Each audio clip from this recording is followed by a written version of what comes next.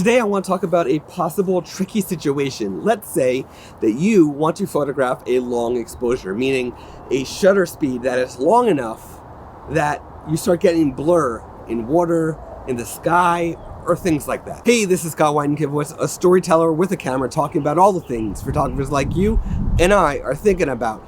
And in this video, we're going to be talking about creating the long exposure without a neutral density filter. I know it might seem a little strange that I'm standing here in the sun talking to you about how to create a long exposure without a neutral density filter, but in a way, it kind of makes some sense because you're gonna really visualize what I'm talking about as I explain this. And don't mind the squinting or my voice. So I'm out here in the sun, in the wind, and I am losing my voice, so I apologize for that. But here's the scoop. I want to show you how to configure your camera for long exposures if you don't have a neutral density filter with you. So I'm going to start with maybe a point where you might be. That clicking here is me just sort of adjusting dials, right? So let's say you're out making some photos and you're out during the day and you're at ISO 640 and I'm at aperture 3.5 and shutter speed 1/100th of a second. Now, that's not a great exposure, as you can see. It doesn't look so good, right?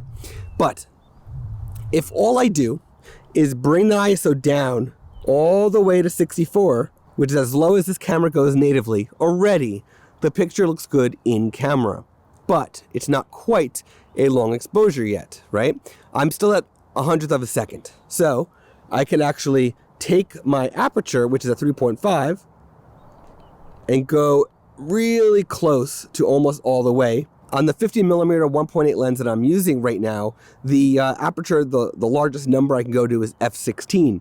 So that's already going to bring the exposure down. The only thing you can see in the background in this photo is that fence, that white fence all the way in the background. Nothing else is really that visible. I've already adjusted the ISO. That's step one. I've now adjusted the f-stop, which is step 2. Step 3, of course, is to adjust the shutter speed. So the only thing I can do is open up. Now, this camera, while recording video, can only go to a 60th of a second. So I'm going to switch to a photo mode and capture what this photo would look like at the longest shutter speed with my ISO set to 64 and my f-stop set to 16.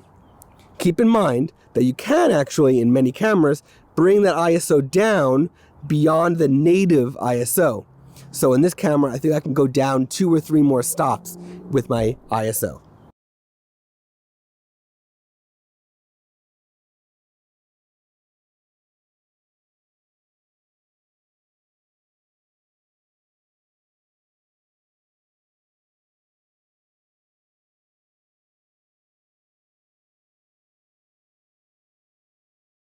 So in photo mode, I was able to go to 1/5 of a second. That's pretty long for a standard exposure.